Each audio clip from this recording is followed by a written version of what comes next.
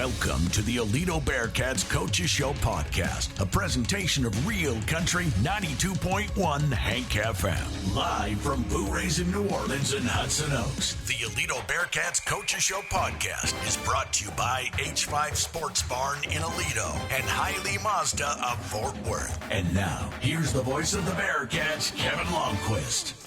And we welcome you to Boo Rays of New Orleans here in Hudson Oaks. They bring you the best in Cajun food. There are other Westoplex locations in Crowley and in Lake Worth. As always, we want to thank our presenting sponsors who are making this possible when they did so throughout the entire 2024-25 athletic calendar.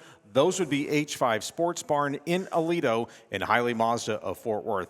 I'm Kevin Lonnquist, and it's time for state championship game talk. Bearcat baseball is headed to the Class 5A Division I title game on Friday. They will take on Smithson Valley for history. It's a 7 o'clock first pitch down at Dell Diamond in Round Rock. Just one game. This is the final Aledo athletic sporting event for the 2024-25 calendar, which would make sense, of course.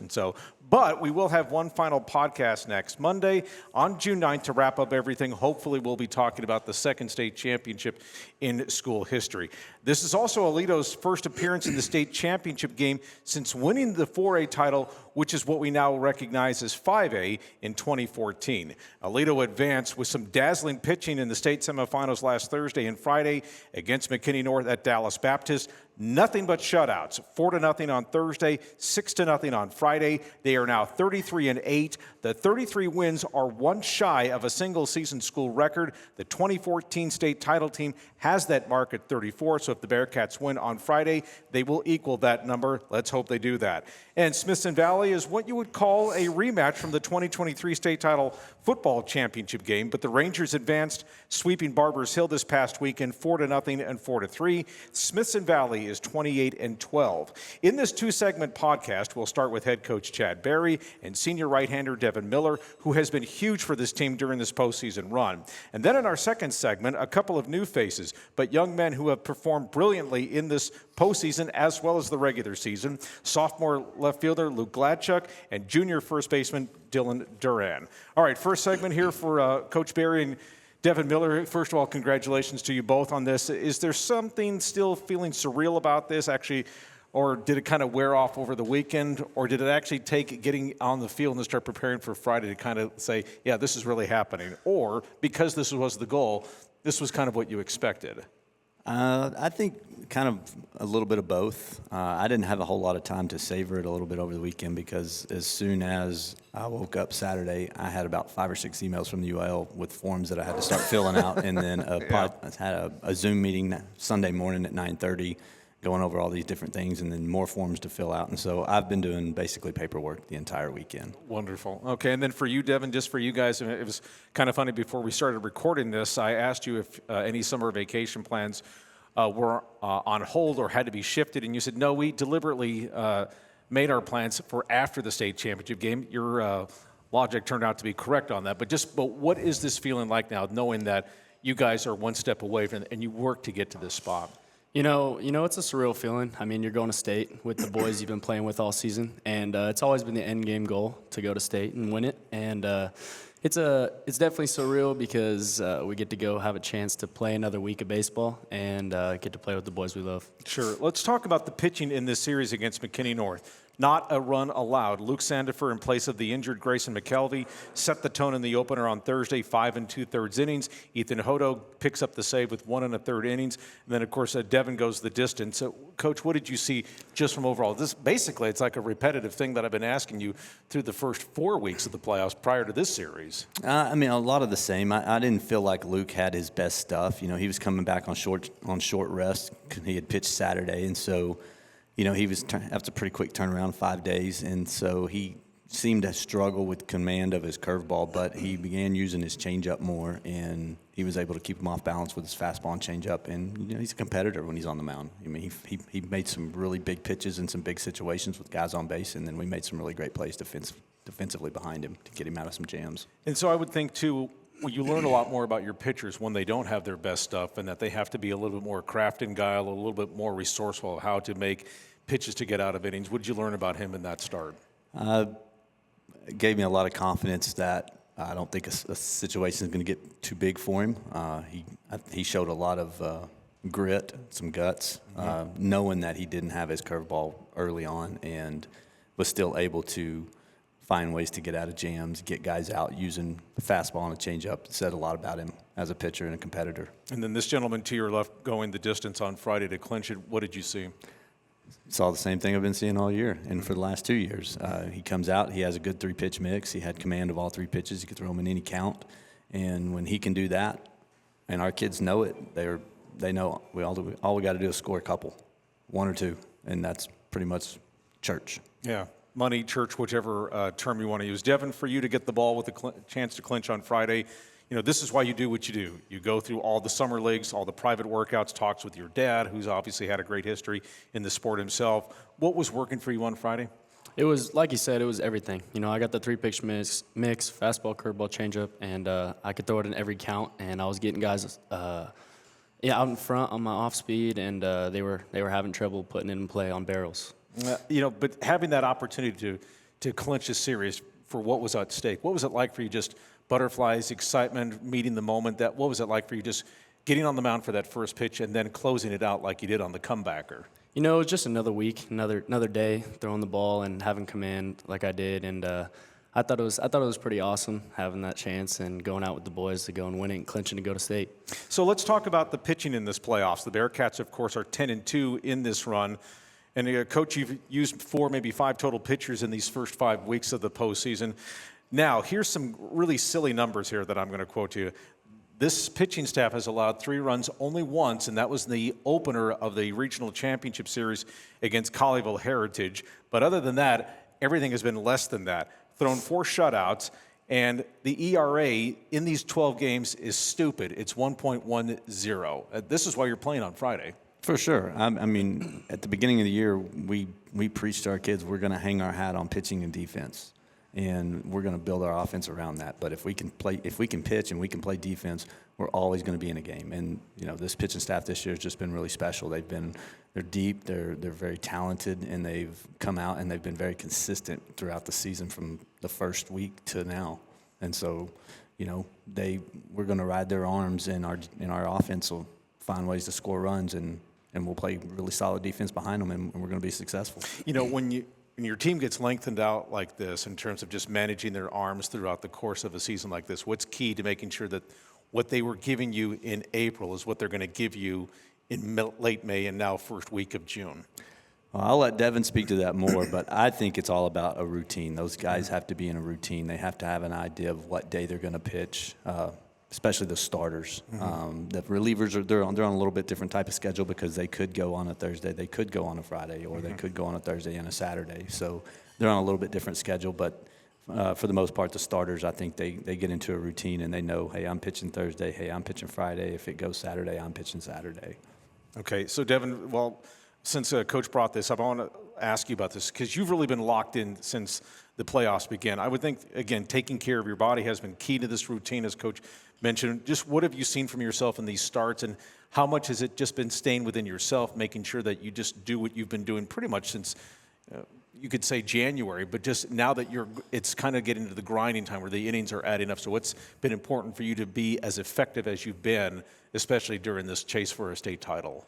Well, the good thing is going back into district play, I was able to stretch out my innings and get a lot of pitches and my pitch count up, and so it kind of exercised me to be ready for playoffs. And now I've gone deep in every single game. I think I've had all 5 complete games and only 1 loss, and so being able to do that, it kind of prepped me for playoffs, and now ready for Friday. All right, so let's talk about your numbers so far. For the season, a record of 10-1, the ERA of just under 1, it's 0.97, 77 strikeouts in 72 innings pitched, 20 walks. Now, as far as the playoffs are concerned, 32 innings pitched, a record of 4-1, an ERA of 1.09, 30 strikeouts, and 11 walks. But I want to get to maybe the start that really maybe defined your season, this team's season. You lose the opener to Colleyville Heritage in the regional championship series. You get the ball in game 2 on Friday. This is win or go home, that sort of thing. So I just want to ask you a little bit about just taking the mindset through the game of what's at stake, having to, just staying within yourself and making sure that it's all on me to make sure that I can keep us in this game and let my offense do its thing. But what was it like just understanding what was at stake here when you were making that start against the Panthers? Well, funny thing is the exact same thing happened last year when we played Colleyville. We lost game 1. We came out. I had the ball on Friday. And so I just took a deep breath and remembered that, we can win this. We're Aledo. So I just told my boys, I had a talk with them. I was like, let's go into this like any other game, and let's go win it. And so was there a defining moment for you in that start, a sequence of pitches where you felt like you were in a rhythm there, maybe consecutive number of guys retired, consecutive strikeouts? What was that point of the game that you felt like you've really gotten on top of it? Of course, you got enough runs with 4. So from the first inning, I'm pretty sure I went 1, 2, 3 up and down, and from there on, my pitch count was low, and I kept asking every single inning what my pitch count was at, and it was low every single inning. And at that point, I was like, all right, I'm going the full game. Okay. All right, so let's just talk about this McKinney North series, offensively speaking, Coach, because your offense has been comprised of so much power hitting, but in this series it's a little bit different. I was using the phrase because I'm a Minnesota Twins fan, and back in the day when they were playing the Chicago White Sox, and their manager, Ozzie Guillen, would call their offense the Piranhas. That's how I looked at when I was reading up on these 2 games. Walks, guys hit by pitches, moving guys over, base hits, opposite field base hits to guys home from third base or second base. Just not huge innings, but enough to kind of just peck away, that sort of thing. Just what did you take away from that? And I would think, too, that it showed you that your offense's versatility really stood on its own in that series. I thought in game 1 especially, we showed a different side that a lot of people probably hadn't seen, where I think we swiped 8 bags in that game. We didn't have the big-time hits, so to speak, all that much. We had a couple in the first inning and gave us, I think we had a 2-0 lead after the first. But later on, it was just a way for us to keep constant pressure up on them. And they pitched their way out of it, and tip their hat to those guys. They're a good ball club as well. Mm-hmm. But the pressure, I think, finally got to them a little bit later in the game. I think we scored 1 in the 5th, 1 in the 6th, and really, for all intents and purposes, that 4-run lead might as well have been an 8-run lead. Yeah, it's kind of like when you get into it where the pitching really can dominate a series. As they always say, like 2-0 can feel like 10-0 just because you have to maybe change your style. And then in terms of game 2 on Friday, Devin, where you have the 1-0 lead early on, and then the team breaks it open for you in the late innings. Obviously that gives you such a boost because you went from having 1 pitch margin of error to a little bit more of a margin of error. What was that like just going through that start as you were kind of rolling through the Bulldogs in that one? So before the game, I actually texted them and told me, hey, boys, give me 2 runs and I got y'all. Like, I'll get you through this game with a 1-run margin error. I always tell them that. And they ended up giving me way more than that. And so just knowing that, it gave me a huge boost of confidence, and I went out there and did my job. The mental strength that you've picked up in these starts, even though the opening series against Birdville didn't go your way, but as we talked about, Colleyville Heritage last week, or 2 weeks ago rather, and then of course with McKinney North, what have you just learned about just your mental toughness as a pitcher and just knowing how to go from pitch to pitch and what's at stake for your team? Because it's basically all 1 week seasons up until now. So I just really tell myself 1 pitch at a time, no matter what. Guys are going to get hits. I'm going to walk some guys. Not everyone's perfect. There's those hitters that come out there and swing the bat really well. It might not just be your day, and you just have to keep going out there, throw strikes, get ahead in counts, and do your job. I wanted to point out something that was a little bit remarkable here is Blake Burdine, because he's kind of got the trifecta here going here as an athlete for Aledo. He's played for and won 2 state football championships. He went to the state track meet in the 4x400 meter relay in 2024. Now he's playing for a state championship in baseball. He's been to 3 different state title events here as an Aledo athlete. Just talk about his athleticism and what it's meant to this program overall. And I think even more so because of the fact that he had the back injury last year, pretty much missed all of last year. And so to rebound like he has this spring. I think it tells you how great of an athlete he really is, and that he can excel at multiple sports at a large classification school in Texas. And so seeing him move basically last year as an outfielder for us, moving into the infield this year and playing the hot corner at third, his reaction time, his quickness, it shows on the field. He's tough, he's gritty, he's a little dirt dog. I mean, he's one of those kids that you love to coach. He loves to be out there. He loves to hang out with his friends. He loves to play with his friends, and and he has a great attitude and a great work ethic as well. And I mean, it's contagious. His attitude and his personality and his smile is contagious. Devin, when you watched him go through what he went through last year with the back injury of having to miss a lot of time, and of course couldn't be a part of your all's district championship run and run to the regional semifinals to do what he's done this year. What have you just seen from him just being able to play and contribute? And what has it meant for you having him right behind you in the infield? Like you said, he's a competitor, man. He's always out there giving his all, his 100%. And it means a lot having him out there because I know if I get a ball hit to him, he's going to make the play for me. And if he doesn't, he's going to get the next one. So it's pretty nice having him out there. Okay, so let's turn to Smithson Valley. Very solid team, obviously. The Rangers are 10-3 in the postseason. Their staff has given up some runs, but like you, they can also deal shutouts. They've thrown 2 in this postseason. They've allowed 2 or fewer runs 8 times, and of course that's why everyone is playing in Austin this week is because of their pitching. Let's just give us a little bit of a scouting report of this team. They've got 3 guys that have been starting for them.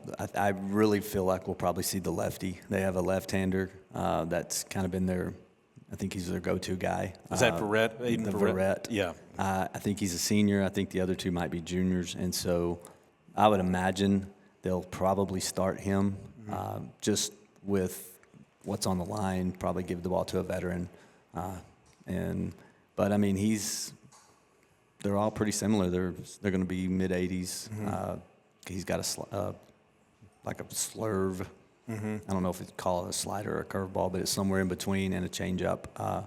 So I mean, he's a quality pitcher. He's going to give us some fits at times, but he's nothing overpowering that we haven't seen already. I was going to say, so did you actually get a scout down there? Because I think they played that series in Corpus Christi, or did you just get a lot of reports talking to guys who had seen this staff or whatever? And so a lot of reports from guys that had seen them.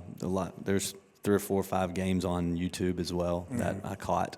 Their by-district series against Leander Rouse, and so I was able to watch all of those games. And there's some more of their district games that I'm still going through and trying to pick through them and pick up some things here and there. So, okay.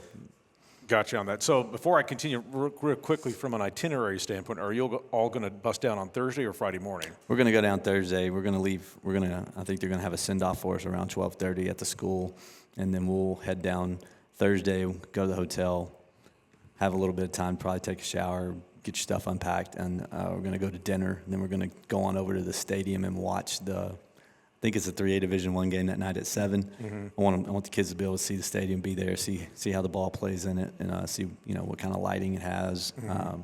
So we may stay for the whole game, we may not. I don't know. Just kind of get them acclimated to it and the humidity and what the temperature is going to be like when they're playing. Yeah. And then we'll go back to the hotel that night, go to bed, get up and have breakfast, probably take them to a DBAT facility the next morning and get them up and get them moving. Hit some baseballs and then have some downtime before we get ready to go over to the stadium later. Yeah, that Friday night over at Dell Diamond's kind of like reminding for all of us old codgers here that are doing this, kind of like the scene from Hoosiers where Gene Hackman takes his team to the state championship game and they go to the gym and then they measure out how far from the foul line it is to the goal and how high it is from the basketball rim to the floor, all that sort of thing. And then he says, well, you'll see that these are the dimensions that are back at Hickory. So I get that. Back to their pitching real quickly with Smithson Valley. Aiden Verrett, you mentioned 9-1, and then their sophomore Cooper Gibson, he's 6-1. And again, you talked about their versatility. They don't throw hard, but they're going to be enough to change speeds. And I think for a staff like that, I would think that that's going to be patience from this lineup. Oh yeah, I think if we learned anything from that first game against Amarillo, it's we are going to have to do a better job of not hitting the ball up in the air. I mean, we hit that guy all night long, but we just hit the ball up in the air. And if the wind's blowing in or something like that, we're going to have to make sure we're getting our top hand through the ball and hitting the ball on the ground and hard on the line up the middle. Okay, so this guy's going to get the ball on Friday, and so he's going to be facing a line of some guys that can score us. They've got some big bats. Their senior catcher, Bryce Wells, is at 394. Senior outfielder, Trey Morgan's at 326.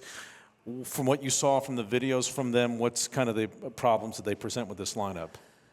They're pretty versatile as well, kind of like us. They can swing it and they can put balls deep into the bleachers, but they also they are not afraid to bunt. I sat there and watched one of their films where I think one of their 3 or 4 hole hitter, hit a home run the first inning against Leander, and then came back his next at bat with a runner at first, no outs, and they bunted him for a sacrifice. So they're going to bunt the ball. They're going to play small ball. They're going to, try to manufacture runs. They're going to hit and run some. But to me, this time of year, it's you score any way you can. So whatever works for your offense is what you have to do. Eat what you kill kind of mentality. Pretty much. Devin, for you, because it's kind of interesting as far as like when you were trying to understand what McKinney North brought last week, you had to look at videos and that sort of thing. It was that unfamiliarity angle to it. Same thing here with Smithson Valley, but what you've seen of them, what's going to be important for you to continue? And is it more about pitching to their weaknesses or more about pitching to what you've been doing throughout the course of the playoffs? Or is there kind of a balance you have to walk there? I would say there's kind of a balance. I'm going to go back. I'm going to look at the film. Their 3-hole you actually said, Bryce Wells, he played on my summer team, so I'm pretty familiar with him. But I think I'm just going to do what I've been doing. I'm going to jump ahead in counts, mix my off-speeds in well, hit spots, and let them put the ball in play, and I'll trust my defense. Okay, and then finally, for you, Coach Barry, you likely are going to have to manage this game, or you have the ability to manage this game differently. I mean, you have 9 arms, and as they say in the last game of a playoff series, everybody in your pitching staff is available. So basically everybody is.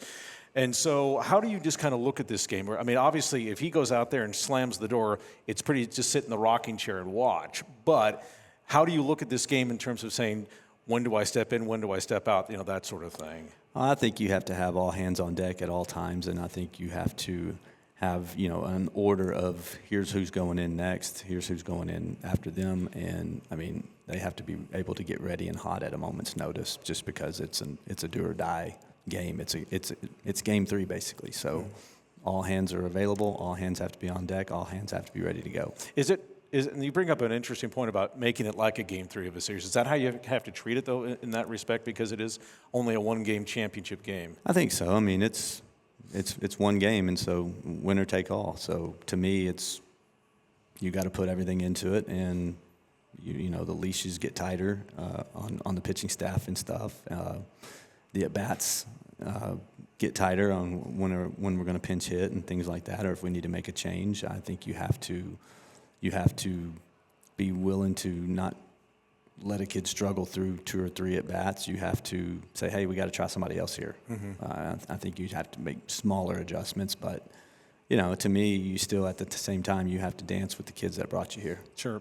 Before I forget, because obviously there was the playoff format change this year. Instead of going 7 rounds, you get 6. But the advantage was that in the state semifinals, obviously the state semifinals and the finals were always played in Austin over the years. Now it's changed to where the state semifinals are played in a neutral spot, and you got to play a series as opposed to the state championship game, which is 1 game only. But what did you like about that, and do you think it was an advantage of the fact that you guys could play a series? You played series these first 5 weeks, but what was it like just having that change rather than going down to state for 1 game semifinal, 1 game championship? That you've been through that before. I love the series, and I really wish they would go back and make the championship a championship series because, if hope Devin goes out and pitches a gem and we don't need another pitcher. But right. But at the same time, throughout the course of the playoffs, we've had other pitchers that have done a great job of getting us to game 2 and game 3 and wins and helping us move to the next round. And, there's a chance in a state championship 1-gamer that their skills are not going to get looked at. They're not going to get seen. And they have been a huge part of our success as well. And so, it's kind of a downer to me that all your kids and the depth that you do have and all their talents don't all get to get showcased. Yeah, very true. And then finally, Devin, for you, just this opportunity on Friday, obviously you get the start, but just having this program back in the state championship game for the first time in 11 years, what does that mean? I'm just glad to be a part of it, man. Being able to be here in this moment, it's awesome. It's great to be here with Coach Barry and all my boys that I love, and I treat them like family, so it's nice. All right. Well, we'll look forward to it. Wish you both the best of luck. Coach Barry to my left, excuse me, Devin Miller to my far left here. Thank you both for being with us, and we'll look forward to having you back soon for next week. And we'll probably, hopefully, talk about a state championship. That would be nice. And we want to remind you that this Aledo podcast is brought to you by H5 Sports Barn. H5 Sports Barn and Nye Physio and Performance can help unlock your athletic potential and elevate your game like the Aledo Bearcats. With expert sports physical therapy, tailored recovery plans, and top-notch sports performance training, H5 Sports Barn, proud supporters of the Aledo Bearcats. And by Hiley Mazda. Head to Hiley Mazda of Fort Worth today. Their new state-of-the-art facility is conveniently located just off of I-30, exit Las Vegas Trail, and experience top-notch service and hassle-free buying. Don't forget to ask about this month's special offers. Hiley Mazda of Fort Worth, family-owned and operated for over 30 years. Stick around. Luke Gladchuk and Duran are coming up next. You're listening to the Aledo Coaches Show podcast, back after this timeout. And we're back on the Aledo Coaches Show podcast as the Bearcats are getting ready to play in the 5A Division I state championship game this Friday against Smithson Valley. That'll be a 7 o'clock start down at Dell Diamond in Round Rock. Pleased to be joined now in our second segment by sophomore outfielder Luke Gladchuk and junior infielder Duran, like Duran. And so anyway, first of all, their numbers for you. Luke out of the number 1 spot, hitting .352. He has 10 extra base hits with 13 RBIs and 14 stolen bases. Dylan out of the number 6 spot, hitting .290, 5 doubles, 1 home run, 14 RBIs. Okay, gentlemen, I want to ask you just about being on this playoff ride. I'm going to start with you on this, Dylan, just about what it's been like on being a part of this team, watching this thing unfold. Of course, this is what the goal has been, to get to Austin, but what's it been like just watching this unfold from when workouts started in January to where we are now? I mean, it's amazing. We've come a long way. Great group of guys, great role model seniors. You know, I feel like we've all come together. We all work hard on our own and at practice, and I mean, it's taken us a long way. We got to this point, and time to go win it all. Okay, so time to ask the newbie here about this with Luke. I mean, what about for you, just as far as what you feel like has been, just what you've learned about this, because you came from Fort Bend, Ridgepoint. I'll ask you about your experience here, but just watching this, be a part of this, and just watching this thing unfold the way it's been amazing just to see the team build and get better together.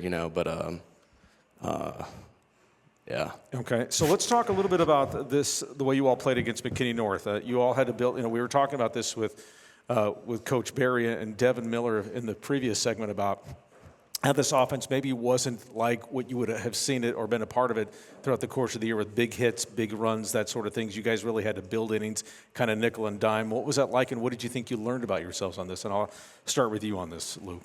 I think we just learned, work our butts off at practice, and each week, you could see the team getting better and better, the team chemistry coming together. So, in terms of just learning how to build these innings and being patient and realize that, if we don't get a 3-run double or a 2-run double or something like that, if we can just get on base, advance, that sort of thing, what's kind of the mentality? Because that's the way McKinney North seemed to play you guys. Yeah, just quality at bats, going up there, sticking to our approaches, and, yeah. Okay, so Dylan, for you, what was it like just having to be maybe a little bit more patient with this series than what you did with Colleyville Heritage, with Amarillo, that sort of thing?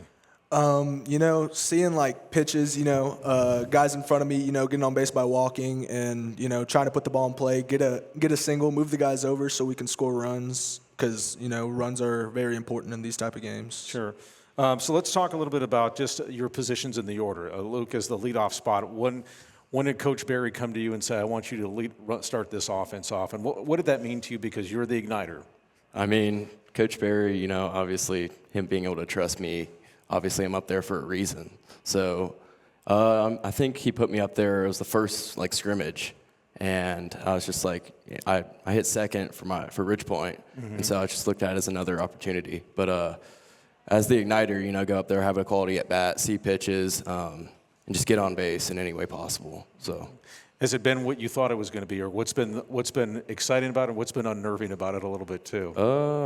I mean, I just go up there, stick to my approach and see pitches and just find a way on. Okay, so. And then And of course, Dylan, you're in the 6 hole here. Of course, that's part of the heart of the lineup here. So you've had some really great guys to work with here in front of you on this. But what's been it like just being a part of this offense and just being comfortable in that 6th spot? For sure. Obviously, Coach Barry has some trust in me being 6th and driving in those runs. Those guys get on base. They find a way to get on base, walks, hits, stuff like that. And me being able to drive the ball or singles and doubles, stuff like that to get in runs and just get some RBIs and help our pitchers out, you know. And I want to ask you, Luke, I'll go back to you. Anything you did differently with your game? Did you add something to your offensive game this year that maybe you weren't doing at Ridgepoint? Obviously, I'd go up to the plate, I look for my first pitch fastball. Mm-hmm. And this year, I've learned to be a little more patient. Being leadoff, you want to see pitches, get the pitch count up. Mm-hmm. And then, obviously, being able to tell your guys, okay, what's his curveball like? What's his changeup like? But that's what I've learned. Just be more patient. Okay, and then Luke, anything that you've done with your offensive game, is it going the other way more? Is it just, being able to identify where the defense is a little bit more weak? Just tell us about what you think has changed in your offensive game. Yeah, of course. It's like I'd say an approach, better approach. Guys on second, guys on third, driving the ball the opposite way, getting those guys to the next base closer to home so we get more runs and, just trying to drive those guys in. Okay, so for Luke, you came in, as we were talking about just a few moments ago, from Fort Bend Ridgepoint. You're kind of the newbie. You were like one of 4 new guys on this roster here. The experience, just what's it been like just learning? What was, I don't know, maybe there's always going to be that moment of saying, how can I fit in? Because even though I've played at Ridgepoint, I've got to make sure that I can show that I can do this here. So what was it like for you just trying to get yourself in a position that you could be a part of this and be a contributing part of this team? I just thought, just be myself. Don't try to be somewhere you're not, or, just go up there, do what I do best. So I didn't really try to, do something different. Was there anything that you did during the summer or during the fall work, as I should say, that made you feel like that you got more and more comfortable just being a part of this program? Yeah, I worked out with Brooks Burdine and Deacon Schneider, and they were great role models and leaders, and they helped me, just get adjusted and acclimated to the program. All right, Dylan, I want to ask you a little bit about playing first base because you've got some pretty quick infielders to work with there. So just what's it been like just playing first base and what this defense has been like? I don't want to omit what the outfield has done or anything like that, or what Brennan has done behind the plate, but just with this infield, what's that meant in terms of just being as consistent as you all have been? It's great. Having a great shortstop, great second baseman, great third baseman, making great diving plays that help us in big situations. I mean, it's great to be a part of it. Like I said, great. You guys are newbies, if you will. Like your guys are the underclassmen. You're the future too. So you're being part of all this for what you all hope will be. Well, for you, 2 more years of doing this, and for you, another year of doing this. But what have you think you've watched in terms of just how the seniors have conducted themselves and the way they just go about their business? Any takeaway for you, Luke, and just how you've seen guys like Devin and the others, the way they've just played, the Burdine brothers too? Yeah, that's someone I look up to is Brooks. He works his butt off at practice, and day in and day out, he's been a great role model for us. So. All right, and then for you, Dylan, just working with all these seniors, what's it been like, just understanding the way of doing things? Yeah, it's amazing. Devin, I look up to Devin. He's a great role model to everyone. He gets us fired up. When someone's not doing their best, he's firing you up and making sure you're like staying locked in and not worrying about the past and focus on the future because you're going to get another chance, and it just goes on from there. I'm just going to ask you offensively, and I'll start with you on this, Dylan. The way you've gone about your business, hitting .290 with a home run, more than a dozen RBIs. What's it been like? How do you feel like your season has gone overall? Overall, it started off pretty slow. I'm not going to lie about that, but it's gotten progressively better, and I feel like now that I'm seeing the ball better, I'm helping the team a lot more than I felt like I was in the beginning of the season. And then for you, Luke, hitting at .352, obviously you've done exactly what they've asked you to do, setting the table, but does this average even surprise you or not surprise you? It doesn't surprise me. It better not, right? Yeah. No, I work my butt off every day. I'm in the cages 2 to 3 hours a day at least. I'm not even going to lie about it. So, but no, that doesn't. I'm going to ask you the same question I asked Devin and Coach Barry about just maybe the surrealness of playing on Friday. Did you guys experience that once you all got done with the celebration on Friday and realizing, oh my gosh, we're going to Austin here? Was there any of that, or was it like no big deal? This is what we're supposed to be doing here. I'll start with you on this, Dylan. Of course it's surreal. It's a great experience that not a lot of kids get to experience. So after that win, it's like, okay, celebrate, enjoy it for now. But, I mean, we got to work harder this week to win and go get that gold medal. Okay, and then for you, Luke, was it the same way, or for you it's just like another day at the office? Yeah, I got to soak it in a little bit, playing at DBU. It was an awesome field, by the way. But yeah, let's keep our foot on the gas, not take the foot off. So okay, get ready for Friday. Which brings me to asking you, you're all trying to study up on this pitching staff for Smithson Valley. I mean, again, same thing as Coach and Devin, trying to learn as much as you can through YouTube and things like that.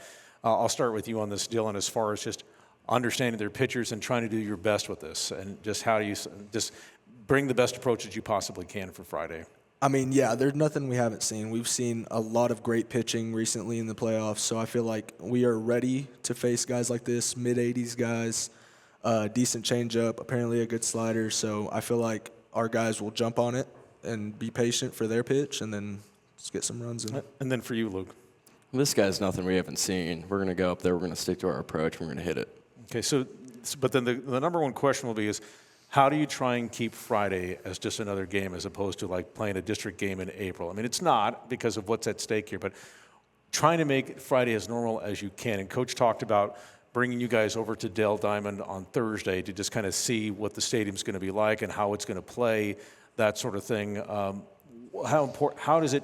What's going to be important, though, to try and keep everything as normal as you possibly can? I'll start with you on that. I'd say just zone out all the noise. Pretend it's not there. Just pretend you're at the office again, right? You're another day at the office. Just go up there and pretend it's a district game, playing Azel, right? And then for you, Dylan? I mean, going based off what he said, another day at the office, we got to continue to do what we've been doing. Nothing changes. Just because we're there doesn't mean we got to do something better or do something worse. I mean, just like he said, keep your foot on the gas and just go with it. Okay, and then final thing for both of you guys, as far as like just the preparation for a game like this, leading up to it. One game, of course, and we're at a point in the season where maybe so much of the work there's not a lot of work done on the field, but it's just timing, just doing the mental things and just some fundamental things. What's the week like in preparation? I'll start with you on this, Dylan. It's a lot. I mean, we got to practice. All of our guys got to get their work in on their own and at practice. So we all got to lock in together mentally and be able to just get ready. I mean, have to go after it. You don't have a choice, right? Yeah. And then for you, Luke? Just look at it as another week, Obviously, get my work in, get my lift in, get my hitting in. Throw a bullpen here and there, even though I don't pitch. But right. But yeah, then go to practice, work my butt off at practice, come home, rest, recover, ice bath, and get ready. So. Okay, that's just the way it is. We got one more of these things to do, and then you guys can do that. And by the way, summer plans for you guys? You all have summer leagues lined up there, or how does that work out? I'll start with you on this, Luke. I'm playing with the Dallas Tigers, and I'm gonna be gone for like 4 weeks straight. I think I leave here on the 9th, and I'm gone all summer. Okay. So. All right. Where are you? Any trips across the country that you're taking? We play in Georgia 3 times. Then we go to, I think it's Kansas City, and then we come back to Hoover. Okay. And that's pretty much it. That's it. And then for you, Dylan? That's solid. I like that. Yeah, I'm actually missing the first tournament this weekend coming up in Tomball. That's okay. I think they'll understand. Yeah, for sure. And so the following week, I go to Colorado, and then I'm going to be playing in Florida, another couple of Houston tournaments, Georgia, like he said, just big tournaments like that. And I would think, too, for both of you gentlemen, that it's going to be important for your recruiting to get schools to take a look at you, that sort of thing. Are you seeing anything developing recruiting-wise? I'll start with you on this. And schools that have reached out, or just what's that been like so far? I mean, it's great right now. I mean, when the coaches text you or call you, I mean, it's a great feeling. I mean, just wants me to keep working. Like, I want to work harder and harder so they continue to text and call, and, the recruiting process just is on a roll. And for you, Luke? Obviously, I can't talk to any, or the coaches can't talk to me till August 1st. Right. But I've been sending all my stuff to a lot of coaches, and coaches have been following me on Twitter and stuff. So it's good to just send them stuff, and they can look at it, they can't respond. Yeah. So social media is always a good if they. Good arrow to have in your quiver, 100%. Absolutely. 100%. All right. Well, gentlemen, we look forward to it. To my immediate left is Luke Gladchuk, and then to my far left is Dylan Duran. And I appreciate you guys being here. Again, the Bearcats playing for the state championship this coming Friday, 7 o'clock start against Smithson Valley at Dell Diamond in Round Rock. Gentlemen, thanks so much. Let's give these young men a big hand here. Thank you, sir. Thank you. And we want to remind you that this podcast is brought to you by H5 Sports Barn. H5 Sports Barn and Knife Physio and Performance can help unlock your athletic potential and elevate your game like the Aledo Bearcats. With expert sports physical therapy, tailored recovery plans, and top-notch sports performance training, H5 Sports Barn, proud supporters of the Aledo Bearcats. And by Hiley Mazda. Head to Hiley Mazda of Fort Worth today. Their new state-of-the-art facility is conveniently located just off of I-30. Exit Las Vegas Trail and experience top-notch service and hassle-free buying. Don't forget to ask about this month's special offers. Hiley Mazda of Fort Worth, family-owned and operated for over 30 years. Remember, this podcast, it has one more in it. It'll be next Monday, June the 9th. We're actually going to get some old-timers up here to talk about the stuff. We'll have more about that next week. We'll put a capper on the season, of course. Let's hope that we're talking about the second state championship in program history. So for my engineer, Brian Torres, and for the Hank FM promotion staff, I'm Kevin Lonnquist. Thank you for being with us each week. We'll talk to you all next week from Blue Rays of New Orleans here in Hudson Oaks for the Aledo Coaches Show podcast. So long, everyone. Thanks for listening to the Aledo Coaches Show podcast, brought to you by H5 Sports Barn in Aledo and Hiley Mazda of Fort Worth. With the voice of the Bearcats, Kevin Lonnquist. Please like and subscribe to this podcast and tell a friend. You're also welcome to join us every Monday night at 7 for Blue Rays of New Orleans in Hudson Oaks. It's the Aledo Coaches Show podcast, a presentation of Real Country 92.1 Hank FM.